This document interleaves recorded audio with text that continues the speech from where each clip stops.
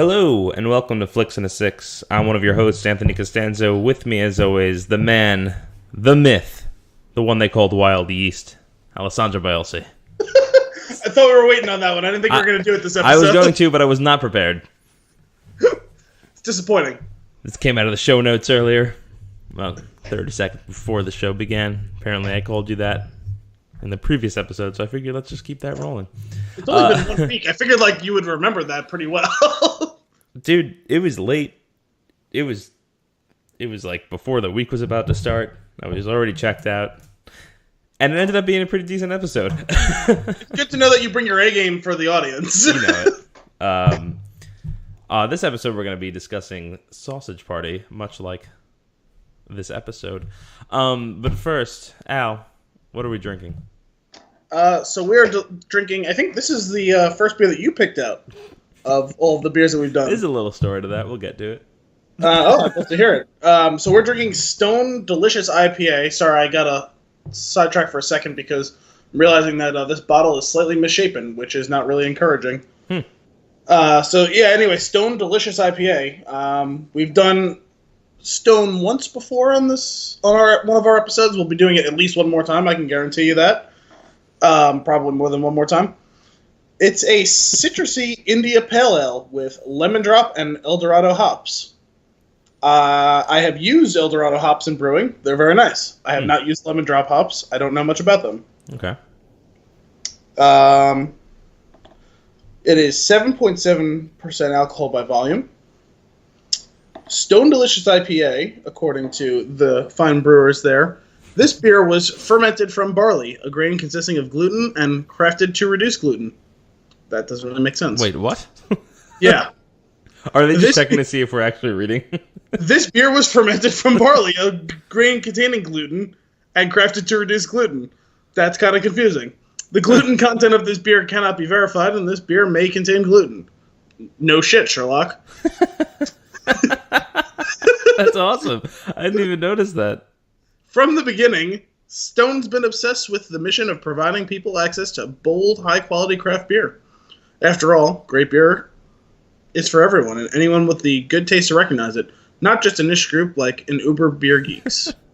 So when we developed this pleasantly bitter, deliciously citrusy, hop-driven IPA, we took it as an opportunity to go a step further and do something we'd spent over a year researching and perfecting.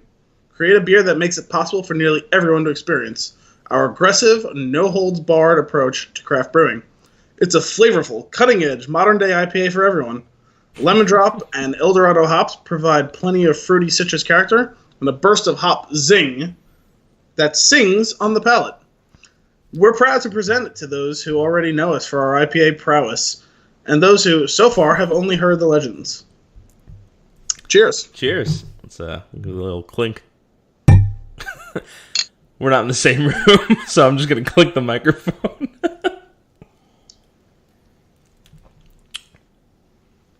What do you think of that, good sir? It's a pretty delicious IPA. Okay. Pun fully intended. A couple things there to note. First, it is not just Stone Delicious IPA, it is Stone Delicious Registered Trademark IPA, if you look a little closer. And on the back, that is repeated.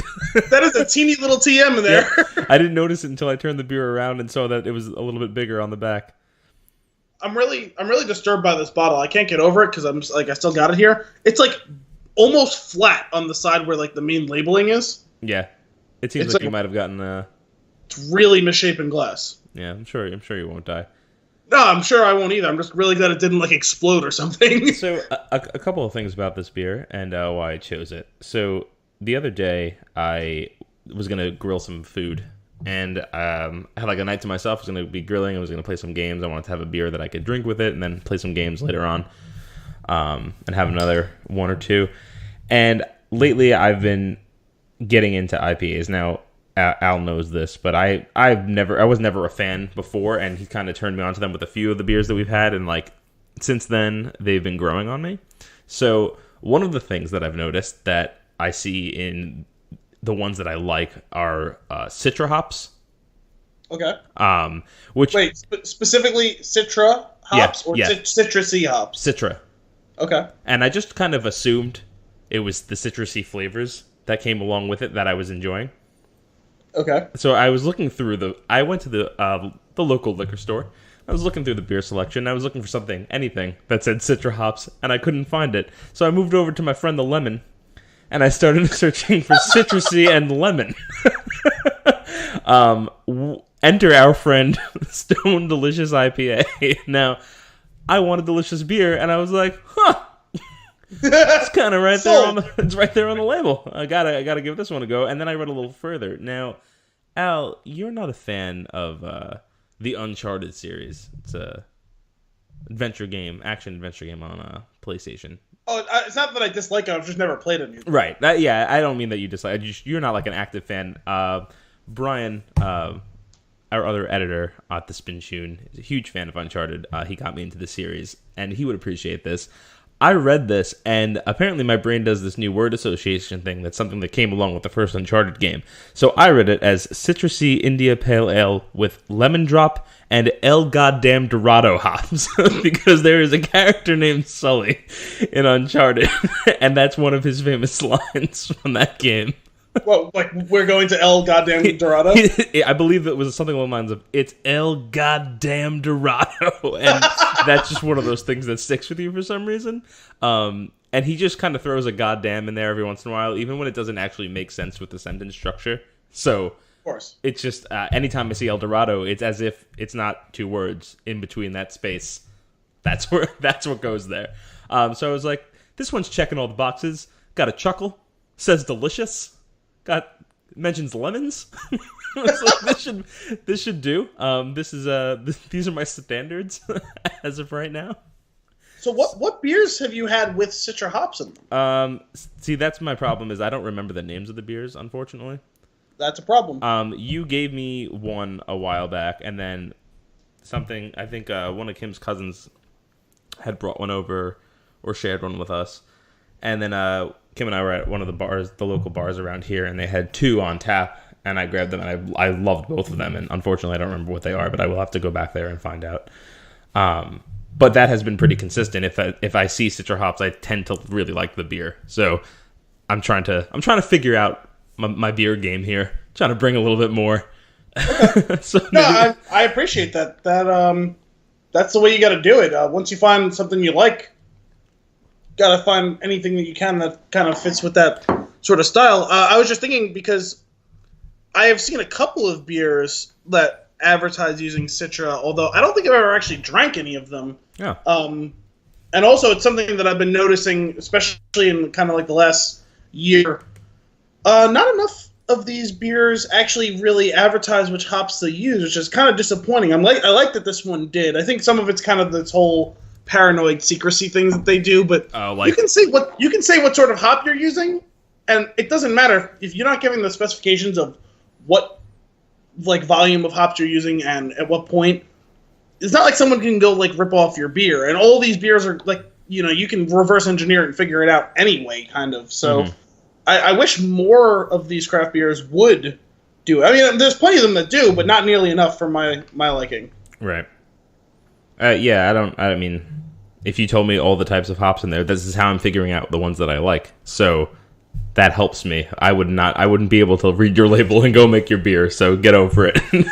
That's kind of my point. Yeah. Like, I'm kind of starting to get there with certain hops and certain types of beer and certain like types of malt where I can start to pick out sometimes what's in there, but I'm way, way far away from being able to do that reliably. Like, if you just give me an IPA and be like, oh, what hops are in there? I'll be like, maybe I'll start guessing with the 4 C's, because that's what a lot of the American like IPAs use. So like, but outside of that, like, I wouldn't be able to pick out a Citra, or I sure shit wouldn't be able to pick out a lemon drop. What about that El Dorado?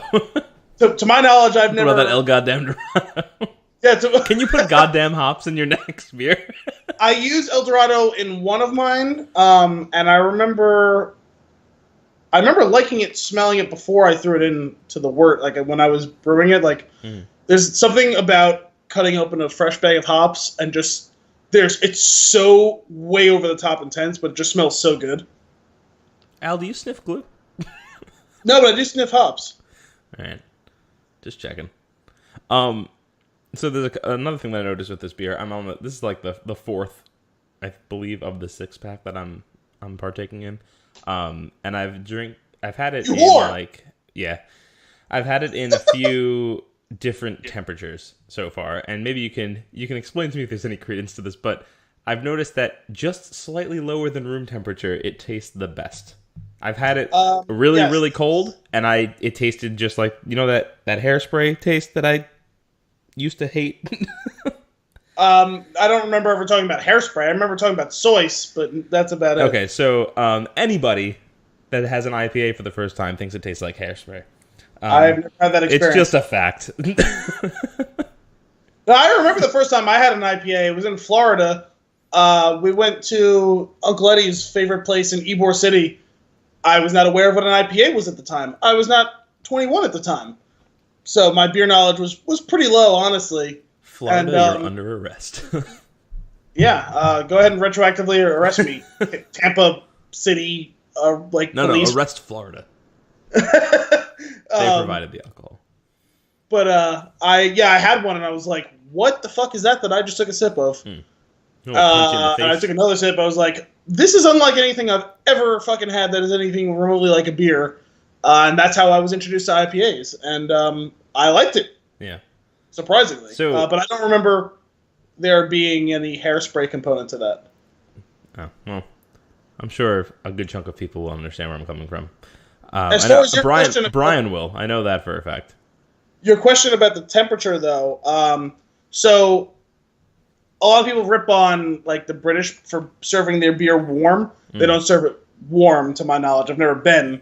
But they serve it warmer than we do.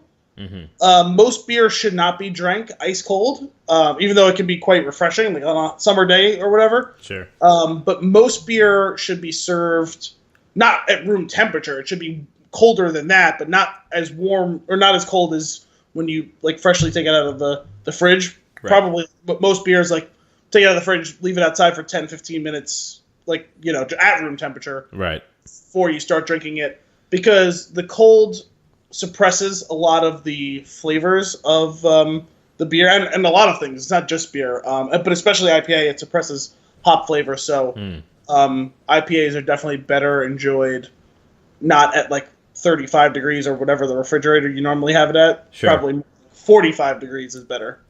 Right. So yeah. So that's funny because I took it home. It was refrigerated when I picked it up. I took it home. I had it on the counter and I was cooking, and then I poured myself a glass. I had chilled the glass for 5 minutes or something like that because I just like chilled glass. But yeah, I hadn't put it right in the fridge, so it was it had been sitting out for a few minutes. Poured it in, and I was like, ooh, I really like this. And then I put the rest of them in the fridge. And later that night, I grabbed another one while I was playing a game, and I had chilled the glass again, and I got myself the beer, and I poured it. And it was really, really cold that time. And that's when all I tasted was bitter. And I was like, oh, this doesn't taste like the first beer. And the next time I tried it, I went back again, and that's what I'm doing this time for the fourth time. And I gave it a little time out of the fridge first, and it totally made a difference in the flavor. Or at least in my mind it did, but now it sounds like that's actually a thing. Yeah, no, it definitely is. That's not just a psychosomatic thing that you have going on. That's especially IPAs, yeah, like 45 to 55 degrees is where their peak range is. So that's why a lot of times if you pour one when it's cold, kind of the second half of the beer is the best part of it. Both because depending on what sort of especially if you're drinking it out of a glass, it'll get a little airing to it, so that'll help open up some of the flavors as well as the temperature increase. Yeah, it's really interesting. Anyway, this one for me, it's just a little bit better than okay. I would drink it again if it was an option, and there were some other things there that I wasn't a huge fan of, but I don't think I would go out of my way for this one. I don't know. I guess I probably wouldn't, just because Stone is expensive, and other of their beers I like more than this one. Sure. But if you just handed me this, I'd be pretty happy to drink it. You know what I mean? Yeah. I like it. It's pretty color too. It's very light.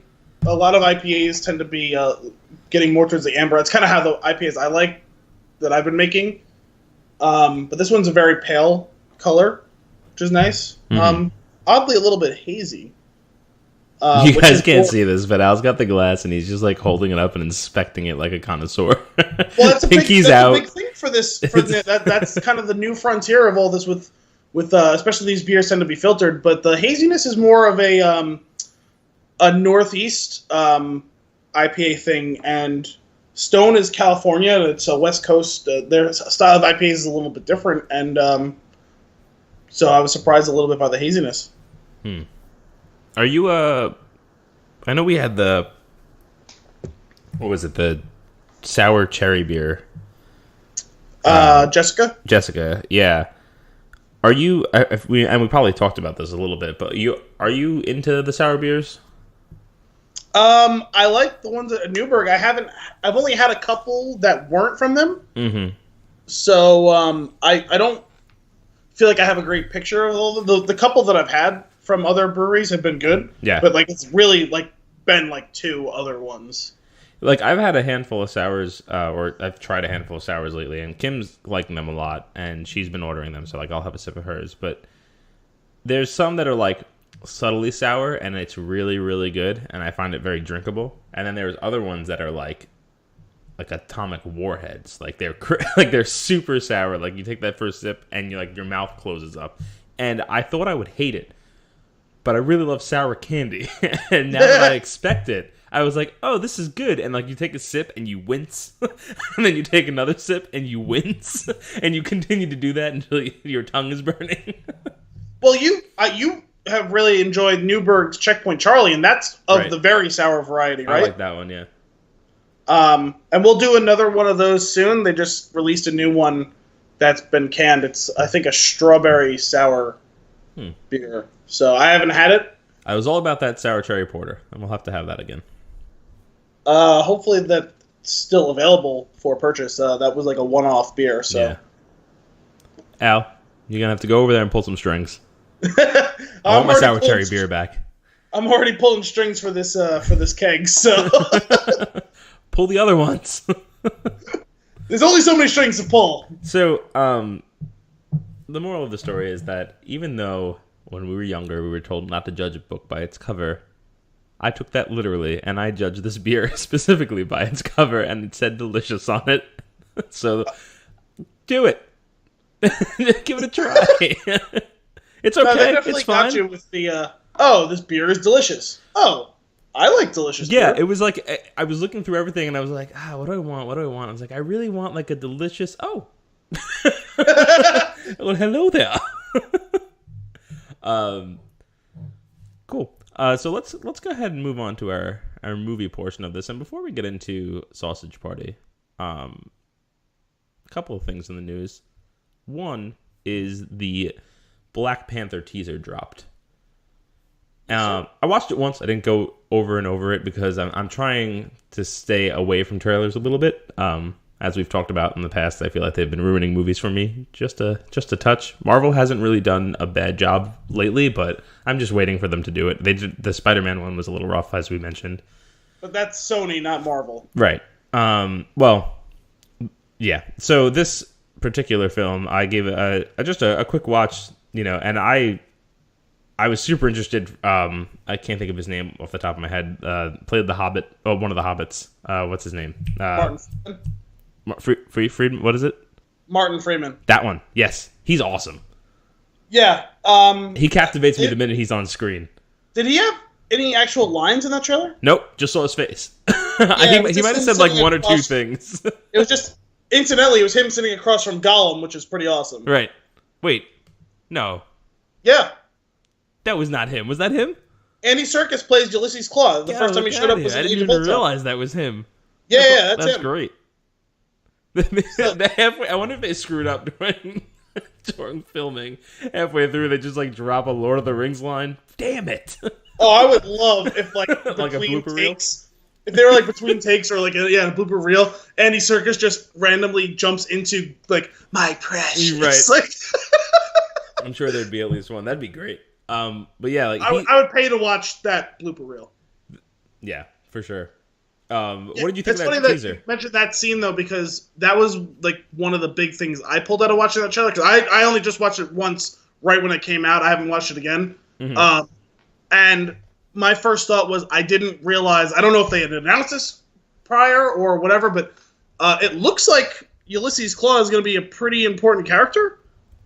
Yeah, I'm not really sure what's going on there. I don't know if it's like it goes any deeper than like setting up the story.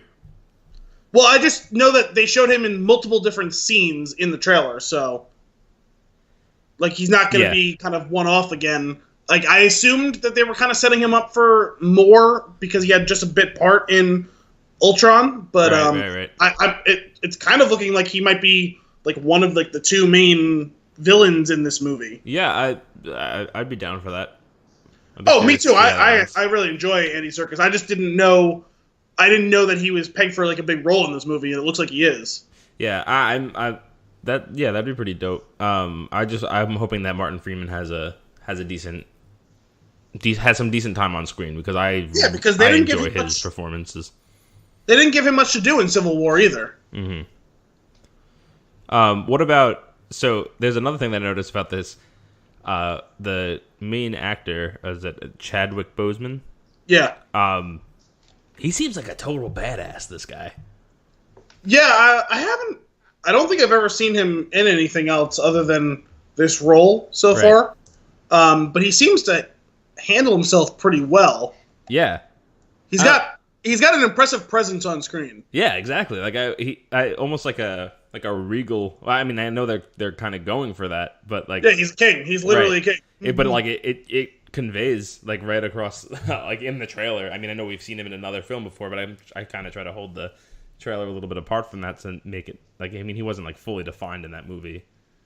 But it was. I'm excited. I had no like I wasn't like super interested in this at all. I wasn't really that interested, like even a little bit interested. I was just like, okay, yeah, it's going to be a Marvel movie. It's coming out. I'll see it. I'll probably enjoy it. Like I do all of them. Yeah, now I'm excited for it. No, yeah. I was. I liked what they did in that trailer. I'm curious to see where they go with this. It's cool. It's got a huge cast. And obviously, I guess because it seems most, if not all of it's going to be taking place in a small fictional African nation. There's a lot of famous black actors and actresses. Mm-hmm. Like it just jumped over to the page of like the first 20 people that are listed. Yep. All but 2 of them are African American or British, but they're like the only white people on this are Martin Freeman and Andy Serkis. Yeah. You got Chadwick Boseman, Michael B. Jordan, who I believe is playing the main villain in this. Oh, is that who he is? Was he recently in something else Marvel related? Yeah, he was in Fantastic the Four movie, but we didn't know that. Which was, I guess, Fox Marvel, whatever. Yeah. Well, I'm glad that he's getting into a role in outside of that movie in the Marvel universe. I actually think he's pretty solid as an actor. I've seen him in a couple of little things. He was, what was it, Creed? He was in, right? Yes, which was also great. That was directed by Ryan Coogler, who's directing this movie as well. Oh, awesome! He crushed it in that movie. He was fantastic. I didn't see that. Actually, he's been in a couple of things now, hasn't he? Yeah. I'm just realizing now as I'm looking at this. Both of them worked together in Fruitvale Station as well. Mm-hmm. I haven't seen that. I wanted to. I didn't see it either, but that was like the directorial debut of Ryan Coogler. Oh, okay. Cool. And I know, and that was Michael pretty well received, right? Yeah, it was critically received well. I didn't get a chance to see it. I know it's based on a true story, I think, right? I believe so, yeah. Obviously a sad one. Yeah. But also, he also, I think, worked with someone else. Wait, hang on a second. Do I have this wrong? Yeah, no, sorry. It's just that one, I guess. But no, I was looking at the rest of. You got Lupita Nyong'o's in this. Mm-hmm, mm-hmm. You got Danai Gurira from Walking Dead. Yep. That's funny. The two of them. Danai wrote a play or produced a play. Really? That Lupita Nyong'o starred in. Oh, I had no idea. Yeah. It's pretty interesting. I'm trying to remember the name of it. I saw it with Kim a while back. But yeah. The two of them, I'm so down to see them in other stuff. You also got Daniel Kaluuya, who most people probably don't know him or maybe not know the name, but he was the main character in Get Out. Get Out. What was that? That was the movie. Oh yeah. Yep. I didn't realize actually that he was in this. You got Forrest Whitaker, Angela Bassett. Forrest Whitaker and his eye. And his eye. Yes, of course. They act separately. Yes, we know. Both captivating. And I'm sure there's other people too. That just was on the main page. It's quite the bill. Yeah. I'm excited. It's funny after seeing. I always enjoyed when a Spider-Man movie was coming out. I'm more interested in this movie. Yeah. Well, now that we're on the third iteration of Spider-Man, we kind of know the drill, right? So this is a character that, at least I don't know a ton about. I know that the character existed before they planned on bringing him in, but I didn't really know anything about him. Yeah. Yeah, it's going to be cool. I'm excited for it. Just back to Michael B. Jordan for a second. I don't know if you saw that awkward moment, but that movie I find to be hilarious. I know it's not like... I don't even think it was remotely well received, if I remember correctly, but it's one of those like just silly like romantic comedy buddy movies as well. It's just really funny. Yeah, I didn't see that. The only thing I know him from, he was on a couple of seasons, I guess, of what's it called? Friday Night Lights. Okay. So that's what I know him from. Mm-hmm. He was in that awkward moment. He was actually in that with Miles Teller, and the two of them, I'm pretty sure, were in Fantastic Four. Yeah, Miles Teller played Reed Richards, I believe. So that's funny. Just odd things that people have been together for a while. I wonder how that goes down. It's like, I mean, we're not in this business at all, so it could very well go down like this. It's like, oh, like, I enjoyed working with this person, or I'm sure a lot of things go like by reference and things like that, like, or people that you enjoyed working with, if you could vouch for them. I don't know what gives you like the pull to vouch for somebody, but I imagine that that's how these people get linked up together, unless it's the people that they worked with that are kind of, referring them to each other. But it's really funny when you see so many people together, like the Christopher Nolan cast. They're always together, even outside of Nolan movies. They're together. Well, that one's easier. Like directors have a lot of pull on that. Makes sense, yeah. But I like. I always think that sort of thing is pretty cool. But I think with just actors randomly working together, that I don't know how they pull off, but it's cool because when you see two characters or two actors and actresses, whatever, have good chemistry together, you always want to see more of it. And when you get the opportunity to see more, I always think that's kind of cool. Mm-hmm. Very cool. And the other thing that I wanted to touch on in the news, very sad to hear that Adam West has passed. Oh, I was so upset about that. Super bummed. I was flipping through. I was on my phone. I was like flipping through my Flipboard, and I was just like reading some articles. It was like some tech news. I was like some upcoming E3 press, and then I was like, oh God, no, Batman, no. and then that was like maybe 30 or 40 minutes after you had sent me a text about Batman or a tweet about Batman Power. And I was like, this is just all too real. Well, that was, I think the reason I sent that was because it was after he had already been announced that he had died. Yeah, and I didn't know at that point. Okay. It was all within like the same session of me sitting down and scrolling through stuff. Yeah. The sad thing was, maybe a month and a half ago, mm-hmm. I heard him on like an interview, kind of. Well, it wasn't really an interview, but he was kind of a weird friend of the show of the Dan Le Batard show, mm-hmm. and they had Jeff Garlin on, and one of the things he said was, like, when he was young, him and Conan O'Brien roomed together.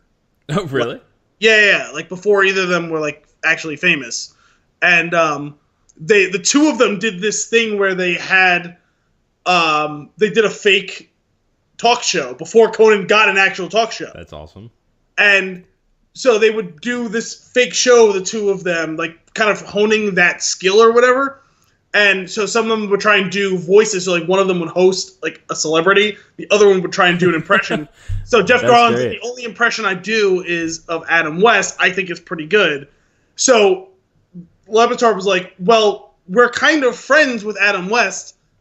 can you stick around for a segment or two? We see if we get him on the line God. see what he thinks of your... So they got Adam West on the phone, and they had Adam West and Jeff Garlin as Adam West, specifically Adam West as Batman, talking to each other. That is amazing. And it's really funny, and like Adam West still sounded really good. He still sounded sharp. He was funny. Like, he was a weird dude. He was a kooky dude, but like he sounded really good on the TV, like, you know, on this show. And that was just, you know, 6 weeks ago, maybe. Like, yeah. So it's just really sad, and there's a whole other thing with that. Like, there's this obviously it doesn't exist, but there's this Levitard show Curse now over the last year. They've killed a bunch of actors. Oh God, that's horrible. So like, that was a few weeks ago that he was on, and he died. Alan Thicke was on with them. No, stop like, it. 2 days before he died. Oh jeez. He was a big friend of the show. He was on all the time with them. Bill Paxton was on. Stop. A week and a half before he died. And there was one other person too, like in the past like year or so, like that all of them within a few weeks of like being on, they all like passes. So it's just like weird. But yeah, it was just like I couldn't believe it after all of that. Like, yeah. See if you could find a link to that. We'll post it along with this episode. Yeah, I'll see if I can find it afterwards. I don't know if it's on there or not. I might have to go deep digging for like they do like a podcast where they cut up like the episodes. Mm-hmm. So I'll see if I can find it there. Awesome. There's a show that I like to listen to. It's called Hollywood Babylon. It's Kevin Smith and Ralph Garman. They do a weekly podcast a weekly recording of a show that they do live at I think it's the Improv in California somewhere is the name of the place, and they just like it's just like a silly kind of event. Like the people go there, it's mostly like all fans of the show, so like it's like one of those chicken or the egg things. I don't really know how it started because I jumped in like way into when it like after it had begun. Okay. But Ralph Garman does these incredible impressions, and he's always spoken so highly of Adam West, and it's like it got me like super interested in the guy and like reading stories about him, and like he just seems like a genuinely awesome, cool dude. And like when you hear him talking about him, he like talks about him like almost like a father figure. It's so cool. Yeah, you should definitely check them out if you ever get the chance. Wow. Okay, I found there's a YouTube cut up of it. It's a little less than 6 minutes long. Awesome. That the Levitard show uploaded to YouTube, so it's like video and audio. Oh, perfect. And it's literally titled "Jeff Garlin does Adam West impersonation for Adam West." That's great. Well, we'll set that up with this episode when we post it. That'll be great. Yeah. But yeah, that I just wanted to make sure we touched on that. That was a bummer. That was a rough read. Yeah. So let's get into our flick for this episode, which is Sausage Party. Which, if you've never heard of it, you're wondering, this podcast is taking a turn. So this movie was pretty special for me because I signed up like years back for this. It's like this advanced screening thing, and I'm pretty sure I can talk about that because like this was one of the ones that I saw. Like, you're not allowed to talk about it until after it comes out, and it's been a while. Oh yeah, that came out almost a year ago, and you saw it 2.5 years ago, or something like that. Yeah, it was a while back. I'm glad that you did this because I was going to ask you to like relay a bit of the story. I think it's a cool story. It's awesome. So I signed up for this thing. Kim signed up, and I think a friend or two have signed up for them. And what it is every once in a while you'll get an email, and it's like there's this you answer a quick survey. It's like you put in your age, demographic, and then you like select it like from the check boxes that are shown, like which of these movies have you seen in the theater, which of these movies have you seen at all, like, and things like that. Based on your answers there, they'll decide whether they think you're a good participant for a screening of a film. And it's free if you get picked. You kind of find out then and there. They just go like, yep, that works. Here's an email with your ticket number. Bring a guest. You're good to go. So you go in. A lot of times you don't know much about the movie. There's been a couple of times where I've gone and the movie title has changed. Like I was going to see like a screening of this movie, and like I was looking it up on IMDb and I couldn't find anything on it because they hadn't actually like released the real title of it yet. So it's just like a working title for the project? And this one wasn't like that. This one, it was just Sausage Party, and I was like, huh, basically, what I had just mentioned before, like, this show is taking a turn. This was, like, maybe the third or fourth one that I had done. I was like, what's this one? This is weird. So, quickly ran through that in IMDb, and I was like, oh, Seth Rogen, like, was attached to it, animated film, Evan Goldberg. Like, I was like, okay, these names, I know these names. I was like, I don't need to read anymore. I'm in. I'll go see it. I think my roommate at the time, Michael, who we've mentioned before, I think he had also signed up. So we had three of us went to go see it, which was kind of cool. And like Al mentioned, it was years back. Now, this movie came out in 2016, and it had to be like a year and a half, maybe 2 years before that we had seen this screening. And the way that it went down, which was really, really cool, is it was all storyboards with full voice acting over it. So it wasn't an animated movie at all. Like, it was just like, it was still frames that they just kept like sliding to next ones, and they would focus, like they would kind of zoom on the characters that were supposed to be speaking, and the dialogue was just relayed. So we got this like kind of unique experience of this story without having it go into the full animation. It was just really cool to see something like that in action, and clearly like it's like in a rough stage where, and then they tell you that up front. They had maybe one or two scenes that were like wire animations, like just to give you like a little kind of concept of how the characters would move about and things like that. And it's funny to see like it go from that, and then a few years down the road, the movie finally comes out, and it's like in full color and animated and awesome. Like it was really cool to see it progress, and I think that's why, like I've rewatched it again a couple of times since, and like it's a fun movie. I think it's worth a watch if you're into their type of humor is critical for enjoying this movie. If you're not easily offended, good luck. Also important. But other than that, like it's like genuinely really funny in my opinion. And there's a ton of like it's funny the way that it holds up. They're all these characters. They're all food in a supermarket, and there's just constant puns, whether it's visual or it's like the writing. Like it's just constant. It's an hour and a half of puns, and it just, to me, that is so funny that they actually went for this. Yeah, I mean, it's actually, when you say it that way, like, and you're right about it. I actually would have thought I would have liked it more, because that's definitely my sort of thing. I mean, I get you at least twice a week with some sort of pun when we're texting. Yeah. And I can tell how angry you are at me, and how angry you are that you genuinely laugh at what I say. Oh, absolutely. Yeah, it's one of those things where it's like, I hate you. But yeah, that's the entire movie. But so well, just to continue that story just a little bit. So we sit down, we do the screening, we watch it, and in a couple of these screenings that had been in the past, they video you for those reaction trailers that they do when they're doing like a preview on whether it's a commercial or something, and then they cut to the audience laughing at something, or if it's a horror movie, they cut to the audience's reaction of a scene. Yeah. So a couple of them they had recorded like that. They didn't do anything like that for this one. But afterwards, they were like, hey, anybody available to stick around for a quick Q&A? We'd like to get your feedback on the film. It's like, oh, okay, awesome. We had nothing to do, so we raised our hands. We're like, yeah, we'll stick around.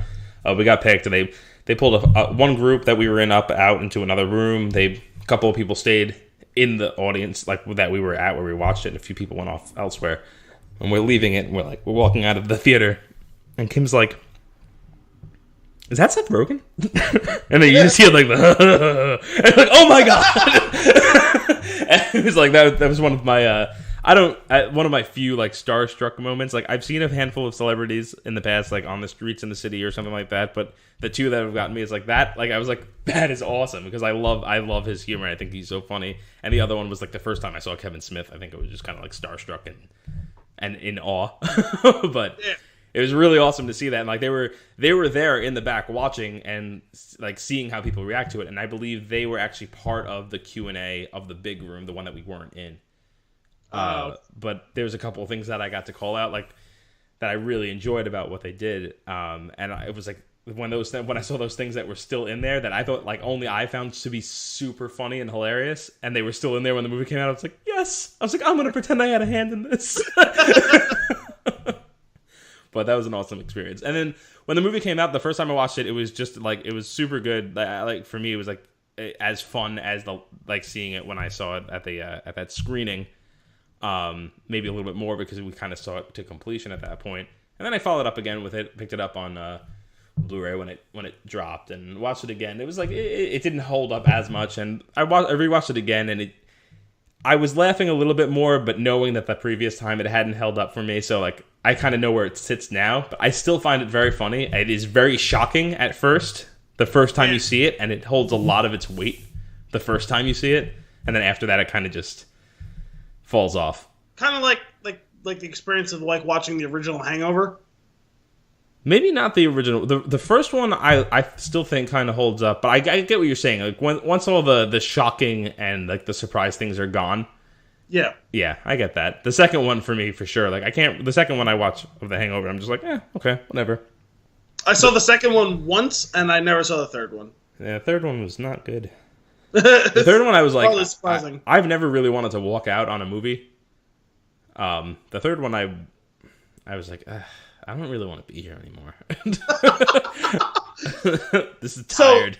So I have like two questions. One, what you said, like, weren't you like on an escalator, like right? Yeah, next to that was Smith on the way. So that on the way out of the theater, Kim had spotted him. On the way, when we were going to the focus group, and then when we were actually fully leaving the theater, they were on the escalator with us, and she turned around, and she like spoke with him. She was just like, gave him a shout out. She's like, it was a great movie, Seth. Like, it was like, it's so cool that just like he's like super grateful, and he seems really shy. Really? But, yeah. Or stoned. That's probably one of the two. The other thing was when you saw that initial storyboard thing. How much of the movie do you think like you saw at that time? Oh, we saw the whole thing. It was. Oh, it was the whole thing. It was the whole story. Okay. Front to back. Except actually one minor thing, and there's spoilers. Whatever. We're not gonna beat around the bush here. Yeah, the movie's been out for almost a year now. Yeah, information about the movie's coming at you in 3, 2, 1. At the very end, when they like talk about how like they're in a movie, that's written by some Jewish guy. Yeah, that whole thing. That part wasn't the ending. The ending happened already. Okay. And it kind of closed off with like the victory. Yeah. At the end, that's how the storyboarding ended. Gigantic orgy. Yeah. That was weird. For some reason, I feel like when we saw it in the storyboard... Oh, that was another thing. I think some things were out of order when we saw it, but the story still worked. I think they kind of just rearranged things to make it a more cohesive story. I wasn't sure if, like, when they had you sit down, if they maybe showed you, like, half of it, where it was, like, these are a couple of big scenes, these are some of, like, the stuff, like the serious stuff, like, sitting, like, linking it all together, like... No, they made it, they polished it up. It was nice. It was, like, it was a full story front, like, start to finish. Like, there was no gaps in it or anything like that. Okay. I just think they recut, well, not really cut, but, like, they kind of reordered a few pieces of it to make it, I guess, a little more appealing. Yeah, it was super fun. Yeah, no, that sounds like an awesome experience. I would love to do that sort of thing. Like that's pretty cool. Yeah, the big one, the first one that I did was actually Forgetting Sarah Marshall. Really? Yeah, we saw that. I think it was maybe it might have been almost a full year before that came out, and it's like these things are like legit. Like when you go in there, they you have to check in your phone. They check your bag, like they make sure that you don't have anything with you, nothing to record or anything like that. Yeah, they hold on to your phone, like they give you like a ticket number. It's like a coat check kind of deal. Yeah. And they don't give you a ticket stub or anything like that. They don't really have anything with the name of the movie or any information about it printed or handed to you, so that you don't have any actual like stuff. But for this one, they had hula girls at the door for the movie, and they gave you a lei as you walked in. I was like, we were like, what is this movie about? But that was a fun one. That was one of the ones where they filmed the audience reaction, and it was actually, I believe that movie was like maybe 25 minutes to 30 minutes longer when we had seen the screening. Oh yeah, they have like an extended cut of that. I've seen it on TV before. Yeah. One of the things that was extended was the Jason Segel penis scene. which lasted way longer in the preview event, where it was just like I think that was like part of the shtick. Like he was standing there, like, and in the movie, the way that it's cut now, like he drops his towel and the camera's on him and it pulls away real quick and it shows her face. But in the preview, it drops and the camera just stays there and there's no words. And everybody gets super uncomfortable, and it's really funny. Not only that, but like the way they shot that scene, I think it's almost borderline sexual harassment, because I don't think he told them that he was going to do that. It seems that way. I think the way they shot that, like her shock is genuine, right? Because I don't think I think that was like I don't know if like they shot it a couple of times, like that was improv, like them doing that, because. Like, he wrote and directed the movie, I think, right? Or he definitely wrote it, whether or not he directed it. I think he wrote it. I'll pull that one up real quick. So, like, stuff like that, I think he had a little creative control over. It's very possible. They didn't really talk about that movie. That was more of just like, here's the movie, let's see what people react. They didn't, like, do a Q&A or anything after. But I didn't realize that you had done multiple. I thought Sausage Party was the only one you did. Oh no, I've done a few of them. Yeah, he definitely wrote that one. He wrote it. He didn't direct it though. Yeah, but that movie is great. I love that movie. It's so funny. I was watching it a bit the other night. That's one of my favorite like comedy movies. I know we're talking like Sausage Party is the movie that we're supposed to be talking about for this episode, but in Forgetting Sarah Marshall, one of my favorite things, and this is like. These are like the subtle things in a comedy that I find to be like that stick with me, and it's the part of the movie that I remember the most. It's he's walking, if you've ever seen the movie, he's walking on the beach and or actually around the resort. He's on the phone with his brother and he's telling him that he spotted her in the resort and he's like following her. Like he's awkwardly walking behind her and he's got his luggage. Like 50 feet behind her. Right. And then like he's like, all right, I'm going to say something. And he addresses her and he holds the phone down and you just hear in the background, no! Yes, yes! What are you doing? It's just like he's not on screen, but he's got the best performance in that scene. It's amazing. And like it keeps going too. You hear, walk away, Peter. Walk away. Walk away! He's like, did you like that? Did you like what you saw? See, one of my favorite scenes from that movie, and it's funny because it came up today because we're talking about like a week from now, we're having a big party at the house, and we're doing a full-on pig roast. Mm-hmm. Like 100-pound pig will be roasted at the house. And it reminded me... The scene where he's going to kill the pig? Yes. Yep. That scene, like, I almost cried. And I, like, still, like, when I'm watching it, I will almost cry. I'm not crying, you're crying. No, as funny as that is, it's right before that when they tell him to do it, and he's sitting there, and he, like, can't do it, and they're like, just do it already. And he starts crying, stabbing the pig, and going, I'm sorry! I'm sorry. That movie was an instant classic immediately. When I saw that, I was like, this is definitely gonna be in my top 10 comedies of all time forever. That movie is so fucking I love it. I could watch that movie over and over. But back to Sausage Party. I feel like this is like it's the pizzas in that South Park episode about Game of Thrones. Yes, basically. So there's a couple of things that, as I was mentioning before, like there's the constant, like there's just constant puns, and I rewatched the movie before we recorded, and I took a couple of notes down as I was going through just some of the funny ones that really stuck out to me that I thought were super clever. Where it's really funny the first time, and the second time it's just a chuckle. It's like, there it is again. Yeah, there's plenty of good, like, just one-liners, one-off jokes. Yeah, and going through a couple of those, there's the German mustard, and they show up a couple of times, and they're literally like they're goose stepping. They have a Hitler-esque head of the mustard brigade there, and they're there to exterminate the juice. Yes. And it's just like, sometimes, like, there's a couple, what's nice about that is, not nice, sorry, that's the word. What's funny about this is, like, these types of jokes, sometimes you don't hear them the first time. And this was one of the ones that I didn't pick up on before. The exterminate the juice part. And, like, because it's all in the opening song, and it's hilarious. And I didn't catch it at all the first time. See, I caught it, And like I was like, oh wow, like that's where they're going with this, and like I fully like internalized it, got it, like, and it was funny. But what really got me was later when they're talking to Firewater and he's explaining how they wrote the song, and he goes, I think, and he says, did I hear something today about exterminating the Juice? Why? I love Juice. I never told them to do that. Yeah.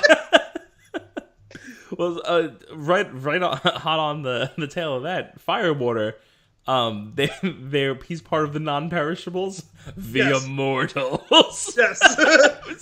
That's another such a silly thing. Like, it's so stupid, but it's like, yeah, if you were to completely personify these people, the non-perishables would be the gods of food that are just around forever, the all-knowing, the wise ones. It's just also, a stupid thing. Another tremendous voice acting performance by Bill Hader, who we were talking about 90 seconds ago.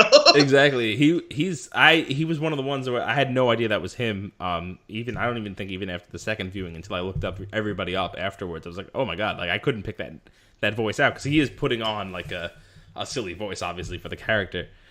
But I was like, oh wow, like that's of course, like that's totally Bill Hader. Like, and he's great. He's so funny. I did not realize another one that I couldn't spot was Ed Norton. That one took me a while. As the bagel. And actually, the only reason I ended up figuring it out was because I knew he was in the movie. Yeah. And I was like, eventually, I was like, wait a minute, because like I was like kept waiting for him to show up, and I was like, wait a minute, it's the fucking bagel. That's him. Yeah. It's so silly. His character, the bagel, Sammy Bagel Jr. Is that what it was? I think so. Yeah. And the Lavish. Yeah, Lavash. Yeah, like the two of them like constantly bickering back and forth, and it's like this cultural fight, obviously, but between them and of their food that represents those cultures, and it's just like this. It's ongoing. It's like, oh my god, this is too much. And way too much. Although I did enjoy the. I too know the hummus. Yes, you know hummus. I know hummus. Any friend of hummus is a friend of mine. Yes. That was great. And then they quickly turn on each other like right after that, I'm pretty sure. Oh yeah, no, they go right back to being dicks to each other. It's amazing. And Nick Kroll as the douche. As the douche. Yeah. That was another one. Again, every line that he has is a pun, and he is a douche. Like Which is also funny. I didn't even make this association until right now, but you remember that on Parks and Rec? Yeah. He was the douche. Yeah. In Crazy Ira and the Douche. Yep. I really hope that's why. That'd be amazing. But yeah, he totally was the douche. But then like the whole shtick that the douche is like this like roided out jock douche. Yes, like he's like a Jersey Shore bro. Like he's just really really way great. over the top. And oh my god, he used to annoy the hell out of me, but now I find him to be super funny. He's one of those people that I like that's like come around for me. Well, it's still one of those things that I'm like was genuinely surprised when you told me you started getting into the league. Mm-hmm. He's so fucking funny on that show. Oh yeah. I think that is actually the show that turned it around for him. Yeah, because I would agree. Some of his other stuff, he sometimes can be more annoying than funny. But he strikes the perfect balance on the league. Yeah, as being like so annoying that he is funny, and also a total douche. Like he always plays a douche. Yeah, pretty much, and it's great. And no more in your face than it is here, or when he's the douche with Crazy Ira. I love when like Leslie goes on the show with one of them and she's like addressing them. She goes, "Crazy Ira, the douche." Yeah. And he kind of just gives like a head nod to her. He's like, yes. Like, yes. Yep, that is how you should refer to me. The douche. There's another mustard other than the German Nazi mustards. The what is he? I think he's honey mustard. Danny McBride. Yeah. And this character, I love this. Like he's seen some shit, right? He's been taken out. He knows what the gods do, that they eat them and destroy them and mutilate them. Yeah. And then he somehow made it his way back to the store. I guess he got returned because he was unopened. But he has like this crazy PTSD, and like nobody believes him and nobody believes his stories and he's freaking out. And this was one of the ones that I found super funny as a storyboard. Like he's standing like it's two scenes in the storyboard. He's in the movie he ends up like he tries to jump off the wagon and kill himself. Yeah. Right? But they catch him and they kind of fight for him. In the storyboard, he was kind of just on the edge with his arms spread out, and he's standing on the edge of the wagon in one scene, and in the next one, he's just destroyed on the floor. And you obviously fill in the gaps, and it's just such a silly thing. But he's another guy, like he's another comedian that I used to find to be like super annoying, but I guess once you get him, he becomes funny. I think This Is the End was when I found him to be really funny, and now everything that he does I kind of laugh at.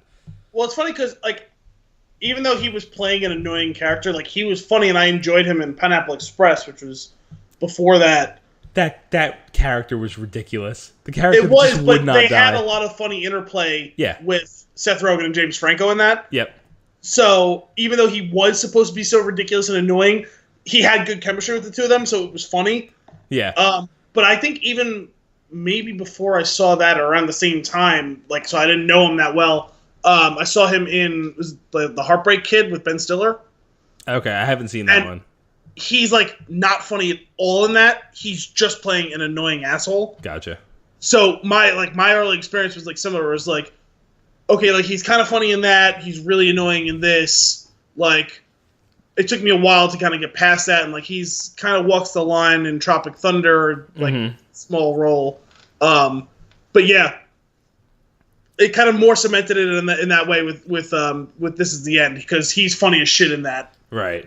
Did you see him in Hot Rod? I never saw that. Hot Rod was a silly one. We'll have to watch that one together. I'd be curious to see what you think of that. I didn't hear very good things about that. Yeah, but you don't usually hear good things about a comedy like this unless it's from the fans. Well, but I just like heard it was really dumb. It is super dumb.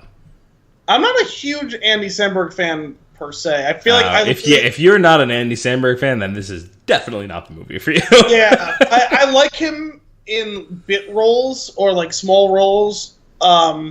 Like his little role in like I Love You Man.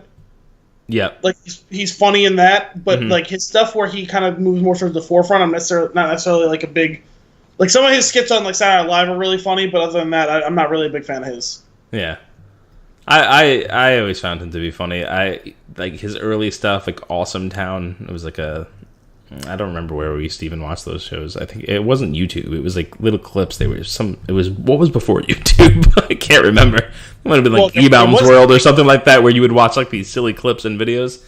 But was that the start of The Lonely Island or whatever? Yeah, it was before The Lonely Island. It's the same guys. Okay. But it's basically that as like, okay, let's turn this nonsense into a feature film and let's just have these ridiculous guys work together and see what happens. But I find it funny. I understand though when I'm watching it, like this movie, like anything with Seth Rogen and this crew, or anything with like Andy Samberg and that crew, like as I'm watching it, I was like, I find this to be super funny, but I totally get that this is not for everybody. Yeah. You know, and but the thing is, if you're watching it with somebody else that gets it and really likes it, it's a great time to laugh with your buddies over it. That being said, let's move a couple of other references that happen in this movie. One of a favorite of mine is the Mexican food aisle. Oh yeah, when they go into the little saloon. Yep, they go into the saloon, and now that scene goes a little bit further out, and there's Nick Kroll's character, the douche. He says, okay, so, and I don't even remember where the scene was supposed to be going, but the queso runs on the screen, and he goes, did you say queso? And he turns around and he goes, even you know that was a stretch. And he like pushes him off the screen. Like all of these, and like that's another one. The pun is there, and it's so heavy that it hurts. But I'm laughing at it because I love that stuff so much, as stupid as it is. The everything, the liquor aisle, everybody's like drunk and having a night. It's like a nightlife party. To the corn in the poop it's zombies. Yo, the zombie corn, that was funny as shit because like they were like started showing that, and I was like, tell me they end up doing some Walking Dead shit here, and then the corn starts moving, and I was like, fuck yes! Yep. There's Meatloaf, obviously. That was like one of those like sight gags that where like I started cracking up because like they start playing the song and then they show the ghostly Meatloaf driving a motorcycle, and I was like I knew the song, but it didn't actually process in my mind that it was a Meatloaf song. Right. And I'm like watching it, and I was like, oh my god, Meatloaf is Meatloaf. Right. Of course he is. Of course he is. Right. And it's like it's one of those things too where it's funny. And you laugh it takes you a second to realize it's funny. You laugh, and then they keep going, and you're not laughing anymore. But they Family Guy you, and they keep going, and then they have you again for whatever reason, and you just start cracking up for literally just no reason at all, just that it's Meatloaf as Meatloaf on a motorcycle. It's amazing, and singing "I Would Do Anything for Love." Yes, while literally he is climbing through like the Himalayas and watching the girl that he loves about to enter. Wasn't he about to enter? She about to enter in like a gangbang? Like, yeah, I think so. Like with the eggplant. Yeah, I want to say it might have been eggplant. Oh my god! So all these things are like it's really silly, and like all these puns are great, but then it's like maybe not that even. Like, I guess that's one of the scenes. It gets weird and it gets brutal fast. Like, so there's the whole scene where you find out for sure, like, you actually, not where you don't find out, but you see the characters find out about the gods, and it's all the people that got chosen that day, and the woman that bought them is about to prepare a meal, and the spud, the potato, he gets picked up, and he's about to, I guess, enter the promised land, and he's singing an Irish tune when she just peels him. And he just starts screaming. and everybody realizes the horror. That scene is so funny because it is so horribly brutal as it's happening, and then they pull out. And you just see the woman in the kitchen, and there's carrots rolling off the counter, and she just grabs them and eats them like it's nothing. Yep. And then they go back to the chaos. So that was the thing, like, that was the biggest thing I took away from this movie because... like kind of like the just a general like story and stuff like that didn't really grab me as much as like it did for you. Like a lot of those jokes didn't really land quite as well as I would have liked, but the action scenes in this movie were pretty impressive and also had me fucking dying laughing. Like I laughed hysterically any of those big action scenes in the movie, and it was only after like the second one, that one specifically, where she's like dicing the carrots and like grinding up like something. She's like stirring the salad or something like that. Like she rips the salad head in half, but when they show it as the salad, she's putting her thumbs into the salad's eyes. Yes. And she's like pulling its skull apart. It's horrible. But I'm laughing. I was cracking up watching this, but those couple scenes, because the first big one I think happened right in the store early on. Oh, like with the collision. Yes. Yeah. With the fog of war? Yeah, and there was that whole thing with, like, I know there's always been a big scene for you, the Saving Private Ryan, the guy finding the arm. Yes. And did they have, was it an Oreo? Is that what it was? Yeah, it's an Oreo, and he picks up, it's like just the cream side of the Oreo with the cookie on its back, and he's walking around like, cookie, right? He's walking around the fog of war, and he sees the other part of his cookie, and he picks it up, and he walks away with it. And I was like, this is shot for shot Saving Private Ryan. Yes. It's amazing. Which is funny because, like, literally yesterday, that scene of Saving Private Ryan was on the TV, and I was watching it, and I was, like, thinking that we were going to be recording this. I was like, definitely got to bring that up. Yeah. Like, watching the dude find his arm in the water. Mm-hmm. But it was after the scene where the woman takes the food home, and she's, like, peels a potato and does all that. That's where, like, as I was settling down, like, a couple of minutes after, like, I literally had to pause it because, like, I was laughing so hard watching that. And I was like, oh my god, if this was a movie where, like, those foods were actual real people, that would have been so vile that everyone in the theater would have been throwing up. Oh, yeah. Like, if that was an actual horror movie, which is what they were basically shooting in that scene, and those were people, and you were watching those things happen to people, like, I would have been violently throwing up. Right. But because it's food, I was cracking up laughing. Exactly. It's like it throws you for a loop, and the whole time you're thinking about that. Like, oh my god, this is so funny. Oh god, if this was real people, this would be so horrible. Right? Yeah. The rest of the movie, I had that kind of hanging out in like the back of my mind. Yeah. While still laughing hysterically at whatever the fuck was going on. Yes. Oh, there's another scene like I again with like all this like feeling bad for these things. Like this one, it's not obviously couldn't be real people, but he's Barry, Michael Cera's character. Yep. Is in the house of the druggie, and he's talking to everybody, all the other food pieces that are there. The pizza, who's freaking out. He's like, I can't walk. You ate my goddamn legs, man. He's like crawling through the pizza box. And then the toilet paper comes out from the bathroom. And he's like, yeah. And they go, what did he do to you? You don't want to know, man. You don't want to know. And he just slinks back into the bathroom. It's so horrible. But Michael Cera's character, also really funny because I love Michael Cera. I find him to be hilarious. And his character goes from being the total like pushover to becoming the hero of the movie. And he becomes confident, Michael Cera, at the end of it. Yeah. And it's just like, he's like got no time for any BS. He's like, yeah, we got to kill these guys. And then he comes into the supermarket with the guy's head, and this is him as confident. And he's like grabbing the guy's head. It's like, oh, I'm such a fucking idiot. That's why I'm dead. And he's moving his mouth. It's so silly. But he's been a runt though, the whole movie. So it starts off, he's kind of like deformed.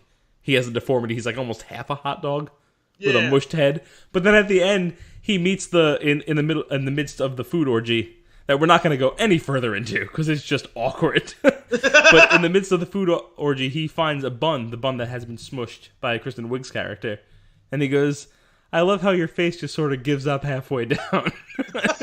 It's just so horrible. And like this horrible line is in the middle of this ridiculous, disgusting, insanely graphic food sex scene. It's like, what is happening in this movie?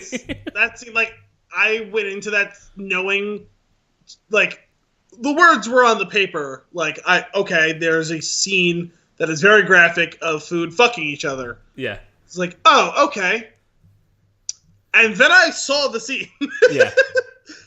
Like, you think reading the words, a bunch of food fuck each other very graphically in basically hardcore porn. Right. It was like, oh, okay, like that is what it is. And then you watch it, it's like, huh. Yeah, it's really awkward. It's part of the reason why if you haven't seen it, I urge you to go see this movie because it's a really strange thing. Yeah, it was it definitely went on for too long. Oh yeah. It's not the Family Guy syndrome there. It doesn't go on too long and then you become okay with it. No, it just you keeps feel worse. worse and worse as you're watching it, and then you realize, oh, that's what they were going for. Yeah. I wasn't supposed to enjoy that. Yeah. Oh, still human. There's a couple of like they're all around good. They're all around great with comedy writing. Was it Evan Goldberg, like Seth Rogen, like that crew, and all the other folks that are involved? I think Jonah Hill too was. Yeah, I think so. The actual story, and that's actually where I'm going with this. The Jonah Hill character. So there's a they do like they touch on a lot of like the different like the channels for like delivery of comedy, right? So like we mentioned like the puns, and there's one of my favorite things is also like matter of fact, like super blunt in your face line that is just like, this is the truth, that's why it's funny kind of thing. Yeah. Frank, was it Frank? No, what's Jonah Hill's character's name? Hang on a second. Carl. Oh, so Carl dies. Carl gets sliced in half, and that one was brutal. Frank is asking Barry, he's like, did he suffer? And Barry goes, oh yeah, he did. It was truly horrible. And that was one of the ones that floored me, that I was laughing so hard that I like missed the next few lines because it's just so that matter of fact. It's like that line and it's over, and it's like that delivery is just beautiful. Oh yeah, I love it. It really is like, if you like them, you'll like this movie. I feel like, or you'll at least laugh. You won't necessarily want to watch it more than once. I wouldn't blame you. You probably wouldn't watch it again. Would you? You didn't love it. Yeah, I didn't love it. Some of it was more than a little too heavy-handed for me. I mean, I'm sure I'll see it again at some point. Like, it's on Netflix. I'm not going to go out of my way to watch it on Netflix again. Right. That was where I saw it for the first time. But, like, I'm sure I'll end up throwing it on, like on HBO, like, in the background at some point when it's on, like... Yeah. That's fair. I mean, that's better than some movies. That's better than a lot of movies, I feel like. Yeah. You would watch it again. For me, the movie holds a little bit more weight. Like I'll watch it again because I'm just kind of tied to that like first experience that I had with it, and it's kind of just remember that when I watch it, and I think that's awesome, and I really enjoyed that. Watching it, like I said, I understand that this movie's not for everybody, and even for me, like if I had just seen the movie, I would have been like, that's funny, and I probably wouldn't have really watched it again. I'd be in the same boat as you. Like if it's on, maybe I would throw it on in the background, but it's a silly one. I say check it out. Push the boundaries on how offended you can be. Yeah. Give it a shot. Yeah, it was just too much at some points. Like, yeah, I totally get that. Was there anything specific that you you would want to change, or does I feel like changing any of those things, or any of the crazy outlandish things would just completely negate. No, for me, I don't have a problem with that part. I've been a fan of all their movies. Like I've enjoyed This Is the End. Like, and I don't want to get into it here. Like, you know what I'm talking about. Yeah. So I'll just leave it at that. Yeah, it's just but the thing is though, like if you start changing the scenes or if you start changing the writing, it's literally there to kind of to push that boundary. I feel like. I know it is, which is why it is what it is. Mm-hmm. But overall, I would say I would say give it if you're into their comedy, give it a watch. If you're into their humor. Yeah, no. If you're someone who's a fan of theirs, like there is just generally Rogan Goldberg content, right. That stuff is there. Like you will get laughs out of it. Yeah, and if you're kind of on the fence with them, or if you don't find some of their other stuff to be hilarious, you probably should just not. Yeah, just not. And if you get offended by anything, you probably shouldn't watch this. Well, if you get offended by anything, you probably aren't a fan of theirs to begin with. Very true. Very true. Cool. You got anything else on this guy? No, I don't think so. Sweet. All right, well, that's it for this week's Flix in the Six, brought to you by the Spinchoon. Check out spinchoon.com to catch a new episode every Monday and a new article every Thursday. If you want to keep the conversation going, you can reach us at The Spinchoon on Twitter and Facebook, or email thespinchoon@gmail.com. That's TheSpinchoon. Thanks for tuning in.